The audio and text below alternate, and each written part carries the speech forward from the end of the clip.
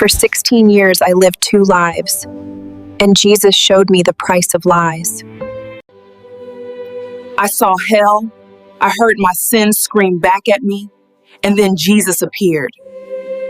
Patricia Williams was 45, a woman admired in her church and respected in her community. To everyone else, she looked like the perfect example of a Christian mother, wife, and leader. She smiled, she served, she prayed. People came to her for advice, believing she carried a wisdom that could help heal marriages and restore broken faith. Yet behind that image, Patricia carried a secret so heavy that it slowly ate away at her soul. For 16 years, she had lived in a hidden affair with her boss, convincing herself that no one would ever know. The contradiction tore her apart. On Sunday mornings, she taught Bible lessons about faithfulness, urging children to honor God with their whole hearts. But on weekdays, she would send texts to a man who was not her husband, her mind divided between devotion and desire. She told herself she still loved God, that her good deeds would outweigh her failings. She whispered silent prayers, but never about the sin that held her captive. She feared that if she spoke it out loud before God, the mask she wore would fall apart. Her life became a performance, one role for the church, another for the secret hotel rooms. At times, she almost believed her own lies, thinking God would overlook her betrayal because she was useful to his people. But late at night, when silence surrounded her, Patricia felt the gnawing emptiness. She wondered if the verses she taught about adultery were written for her, though she tried to push the thought away. She hated the hypocrisy, yet could not let go. This inner war was worse than any external judgment. Every smile she gave at church, every prayer she led in the group, felt like a blade cutting into her heart. She feared exposure, feared losing the respect of her children, feared the shame that would follow if her sin was ever revealed. And so, she doubled her efforts in good works, hoping to balance the scales. But deep down, Patricia knew her problem was not lack of service, but lack of truth. She lived two lives, and both were killing her slowly. For 16 years, Patricia had lived in a shadowed world, where every smile was polished for others, but her soul carried the stain of secrets. The affair with Philip was not just an act of betrayal toward her husband, it was also a slow erosion of her own identity. Each time she looked into Robert's trusting eyes, each time her children called her Mom with pride, Patricia felt the sharp edge of shame. Yet instead of confessing, she dug deeper into her lies, building a second life that no one could touch. Her reasoning was complex but dangerous. She told herself that everyone had weaknesses. Some struggled with anger, others with money, others with addictions. Her weakness, she decided, was love misplaced. God will understand, she whispered at night, convincing herself that he weighed her charity work heavier than her sin. But deep inside, Patricia felt the widening distance between herself and the God she taught about every Sunday.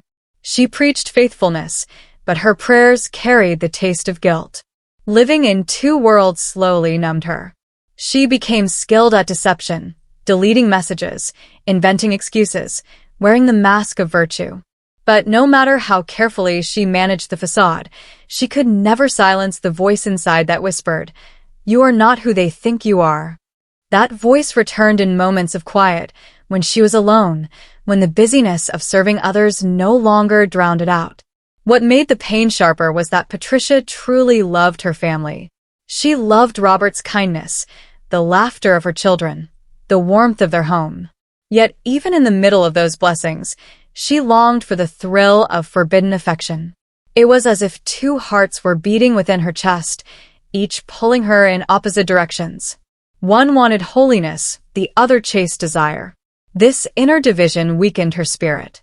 She grew tired, not from physical work, but from the exhaustion of pretending. Every year that passed added another layer of fear. Fear that one day the truth would explode. Fear that she would lose everything. She lived in constant tension, the respected leader on the outside, the broken woman on the inside. Patricia began to realize that the greatest prison is not built by others, but by the lies we tell ourselves. The diagnosis came like a thunderclap. Patricia, who had lived years maintaining her carefully crafted image, suddenly found herself stripped of control. Aggressive breast cancer. The words echoed in her mind, louder than any sermon she had ever preached. For months, her life became a cycle of hospitals, chemotherapy, and the shadow of death lurking close. Yet, even in the face of mortality, she clung to her secret, refusing to let her family or her God hear the truth she buried deep. The night before her surgery, Patricia lay in the hospital bed, surrounded by her husband and children. Their words of love pierced her heart, Robert holding her hand, whispering how blessed he felt to share life with her, Favor reading a poem about her mother being a hero, Michael showing a drawing of their family with angel wings, little Jessica climbing onto the bed and whispering prayers. Patricia's chest tightened with both love and guilt. She wanted to cry out, to confess, but her lips trembled in silence. Fear of destroying their trust kept her chained. When the lights dimmed and the hospital quieted, she prayed, but they were safe prayers. She asked God for healing, for strength for her children, for comfort for Robert. But she never dared to speak of Philip, of the 16 years of lies, of the double life that consumed her. She feared that naming the sin before God would mean facing it, and facing it felt unbearable. What Patricia did not know was that the surgery would not only test her body, but also her soul. She was about to step into an encounter beyond the veil, where every hidden truth would come alive. The prayers she refused to say would soon be shouted back to her in a place no mask could cover, and where only raw honesty could set her free. Dear listener, Patricia's struggle is not just her story, it is a mirror for us. How many times have we prayed about safe things but hidden our true wounds from God? How often do we fear that honesty will cost us love, when in truth, it is the very door to freedom? If you feel this weight, do not wait until life strips everything away. Surrender now, while grace is still reaching out. Comment Amen below if you desire God's shelter over your life, that He may cover you, heal you, and give you the courage to be honest before Him. When Patricia's eyes opened, she was no longer in the hospital bed. Instead, she was engulfed in a realm of torment, a place her heart instantly recognized though her mind had never imagined so vividly. Hell. Flames surrounded her but did not consume her body. Rather, they pierced her soul. With unending pain. Every moment felt like eternity, suffocating heat, cries of anguish, and the heavy weight of shame pressing down on her. What horrified Patricia most was not only the fire but the voices. They came from everywhere, dark and mocking, replaying every secret she thought was hidden. Liar. Hypocrite. You fool them all, but not yourself. Then came the playback of her life. The deleted messages, the fabricated excuses, the tender words she spoke to Philip while Robert trusted her at home. It was as though a record of her sins was being read aloud with no mercy, each detail sharper than a knife. Worse still, she heard her own voice, yet it was not hers, but something using her to confess every lie aloud. She wanted to cover her ears, but her body would not move. She wanted to run, but her legs were paralyzed. Demonic laughter echoed, as if the very darkness rejoiced in her downfall. Around her, other women wailed. They too carried stories of infidelity, of living double lives, of betraying the ones who loved them. Their voices blended into a choir of regret, amplifying her own torment. Patricia realized this was not just punishment, it was exposure. In life, she had worn masks so carefully, but here, nothing could be hidden. Every thought, every deed, every deception was stripped bare before her. The worst agony was not the flames, but the undeniable truth. She had lived a lie, and the lie had chained her soul. In that abyss, Patricia felt an ache deeper than physical fire, the ache of separation from God. She had preached about His presence for years, but now she felt the unbearable void of His absence. The distance was darker than the flames, heavier than the shame. It was the hollow silence of a soul that had never dared to be honest with its Creator. Just when Patricia thought the torment would stretch on forever, a light broke through the darkness. It was not the red glare of flames, but a pure, white brilliance that cut through every shadow. The mocking voices fell silent, the heat faded, and all she could see was the figure standing before her. She did not need an introduction. Her soul knew instantly. It was Jesus. His presence was unlike anything she had ever imagined. He was radiant yet gentle, strong yet tender. And though his eyes were filled with sorrow, they also carried a love deeper than words. Patricia saw tears on his face, not of anger, but of grief for a daughter who had lived in hiding. The demons shrank back in silence, as if even hell itself could not withstand the authority of his compassion. "Patricia," he said, his voice both thunder and whisper, "you were never honest with me. You prayed about safe things, but you never brought me your real heart. You helped others, but you would not let me help you." His words pierced deeper than the fire had, exposing not just her actions, but her fear of vulnerability before him. Patricia wanted to speak, to apologize, but her mouth trembled without sound. Her tears poured freely, as if every wall she had built was collapsing. Then Jesus stepped closer, reaching out his hand. "I still love you, Patricia. I always have. Even when you were lying to everyone else, you could never lie to me. I knew every meeting, every excuse, every tear you wiped away in secret. Yet my love for you never left." At that moment, Patricia felt something she had never truly known: unconditional acceptance. Not because she was perfect, not because she had earned it, but because love itself was standing in front of her. "I am giving you another chance," he continued. "Not just to live, but to live honestly. Go back, confess, and be who I created you to be." The flames around her dissolved into silence. The weight of shame began to lift, replaced by the warmth of grace. Patricia realized this was not the end of her story. It was the breaking point, the chance to step out of deception and into truth, even if it cost her everything. When Patricia awoke after 3 days of unconsciousness, the room was filled with the fragile silence of fear and hope. Machines beeped steadily, her husband's hand was clasping hers, and her children watched with anxious eyes. For a moment, she thought she was still between life and death, but then the weight of the mission Jesus had given her pressed into her heart. "Tell them the truth. Be honest. Live the life I created you for." Her lips trembled, and the first words that came out were not about her recovery or the pain she felt, but about confession. "I need to tell you something," she whispered. Robert leaned closer, expecting perhaps a request for water or a cry of fear. Instead, Patricia's voice cracked as she said, "I have been lying to you. For 16 years, I betrayed you. I was unfaithful." The words cut the air like a blade. Her children froze, too young to understand the depth of what she was saying, yet old enough to know it was something terrible.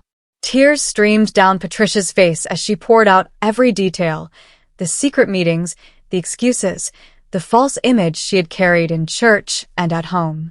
She told them of the vision of hell, the voice of Jesus, and the chance he gave her to return, not to pretend anymore, but to live in truth. Robert sat in silence, his shoulders trembling. She expected him to rage, to walk away, to condemn her. But instead, he tightened his grip on her hand and wept openly. "I knew something was wrong," he said, "but I never knew what. I only wish you had trusted me with your brokenness." Favor approached the bed, tears in her eyes, whispering, "Mom, I still love you." Michael nodded, his voice steady. "We'll figure this out together." And little Jessica, waking from her chair, climbed onto the bed and wrapped her arms around her mother, saying simply, "I'm just glad you're here." Patricia broke down completely then, not from guilt, but from the overwhelming mercy flowing from her family. For the first time in 16 years, she felt truly seen, truly known, and still loved. It was the beginning of a hard road, but also the first step out of chains. When Patricia finally stood before her church board and congregation, her body trembled more than it ever had during cancer treatments. This was not physical weakness, it was the nakedness of being known. For years, she had been the woman others leaned on, the pillar of faith. Now, she was about to reveal that the pillar was cracked all along.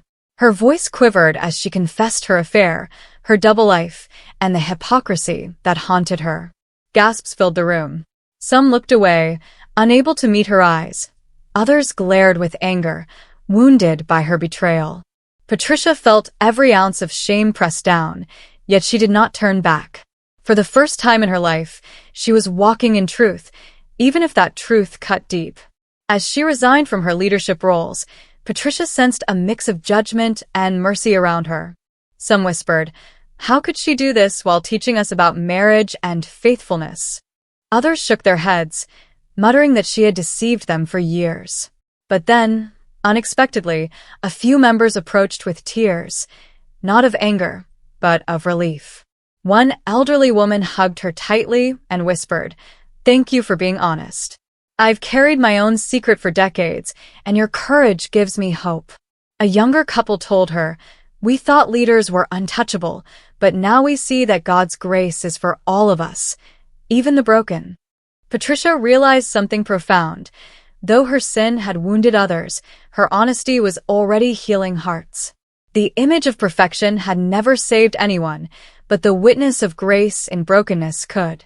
For the first time, she saw the church not as a stage for her performance, but as a community where everyone desperately needed the same mercy. Still, the road was not easy. She endured cold stares, hushed conversations, and even rejection from some she had once guided. But her husband's steady presence, her children's love, and the assurance of Jesus' words, "I still love you, Patricia," became her anchor. What once would have crushed her now became her testimony. She understood now that leadership was never about perfection, but about pointing to the one who redeems. By stepping down, she was finally standing up, in truth, in humility, in grace. As the weeks turned into months, Patricia began to notice something unexpected. The more she admitted her failures, the more people trusted her. For so long, she had believed that perfection was the requirement for respect, that only a flawless image could inspire others. But she was wrong. What moved people most was not her carefully polished reputation, but her willingness to be vulnerable. In counseling sessions with Robert, she confessed not only the affair but also the pressure she had felt to be the perfect wife, the perfect mother, the perfect leader. Those masks had suffocated her soul. Robert listened, sometimes with tears, sometimes with silence, but he did not walk away. Instead, he said words that felt like healing rain. "I want the real you, not the perfect you. I would rather wrestle with the truth than live with a lie." Those words planted courage in Patricia's heart. She realized that honesty creates deeper connection, while pretension builds only distance. Friends in the congregation who once kept their struggles hidden began opening up after hearing her testimony. Women told her about secret addictions, broken marriages, and doubts they were too ashamed to speak aloud. Patricia no longer stood as their leader, but as their sister, equally in need of grace. Her children, too, grew closer. No longer did they see their mother as a flawless role model, but as a human being who struggled like them. She spoke to them about temptation, about forgiveness, about the importance of bringing every weakness to God instead of hiding it. They listened not with suspicion, but with respect. For in her brokenness, they saw courage.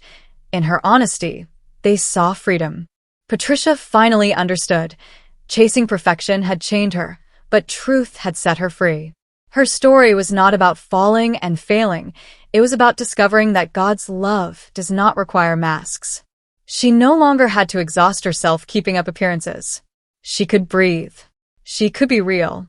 And in being real, she was finally able to love others not from a place of performance, but from a place of shared humanity. Patricia's new life did not come wrapped in ease. The cancer was still there, sometimes leaving her too weak to rise from bed, sometimes stealing her appetite, sometimes filling her nights with pain. Yet strangely, she no longer feared it the way she once had. For death had already lost its power over her when she met Jesus in the fire. What frightened her more than dying was wasting the time she had left by pretending.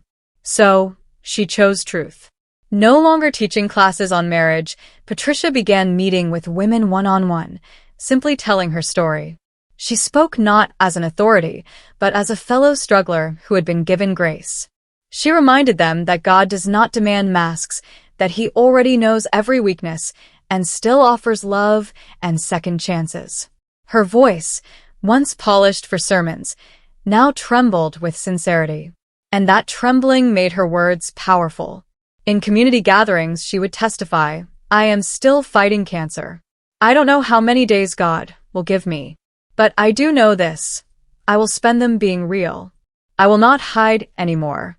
And I want you to know, you don't have to hide either." Her openness drew people closer than years of polished leadership ever had. They didn't need her perfection. They needed her honesty. Her family noticed the difference too. At home, Patricia laughed more freely, cried more openly, prayed with her children about real struggles instead of safe topics. Robert, though still scarred by betrayal, held her hand during chemo sessions and whispered, "This is the woman I always wanted, the real you." Their marriage, though still fragile, was slowly being rebuilt on honesty, not appearances. Patricia understood now that her calling was not to pretend to be flawless, but to point people to the one who loved them in their flaws. Even as her body weakened, her spirit grew stronger. She wanted every breath left in her to be a witness, that truth liberates, that grace restores, and that love never stops pursuing us. Patricia's final words were not polished like a sermon, nor wrapped in the pride of a leader. They were the raw testimony of a woman who had looked into hell and been rescued by grace. She spoke softly, but every word carried weight. "I want you to know," she said, "heaven and hell are not stories we tell children to scare them. They are real. Judgment is real. But so is forgiveness. So is love. And that love has a name, Jesus." Her eyes welled with tears as she continued. "For years, I thought I had to keep pretending. I thought if people saw the real me, they would turn away. But I was wrong. God knew me at my worst, and still He loved me. He gave me a second chance, not because I deserved it, but because that is who He is. Love doesn't give up. Love never stops reaching." Patricia paused, her voice breaking. "If you are hiding, like I once did, please stop. It is better to lose reputation, positions, even the approval of people, than to lose your soul in chains of lies. Freedom is costly, but it is worth everything. You will discover that being truly known and still loved is the greatest gift God offers." The room grew still as people listened, some with tears, some with conviction. Patricia no longer tried to be the perfect leader. She simply wanted to be the living proof that Jesus redeems the broken. Even as cancer weakened her body, her spirit radiated the message that nothing, not sin, not shame, not even death, can outlast the love of Christ.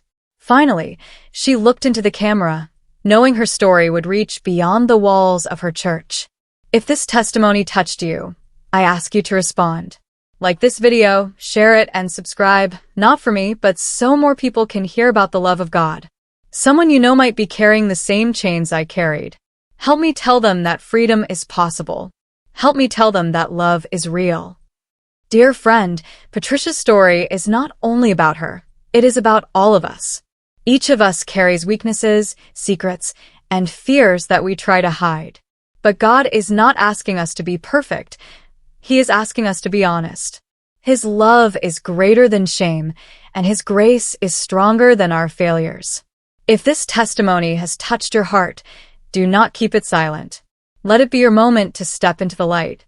Write a simple word of faith, Amen, in the comments below as a declaration that you want God's shelter over your life. By doing so, you are saying, Lord, I choose truth. Cover me. Protect me. Lead me. May Patricia's journey remind us all, heaven and hell are real, judgment is real, but forgiveness is also real. And if you walk in honesty, God Himself will be your refuge.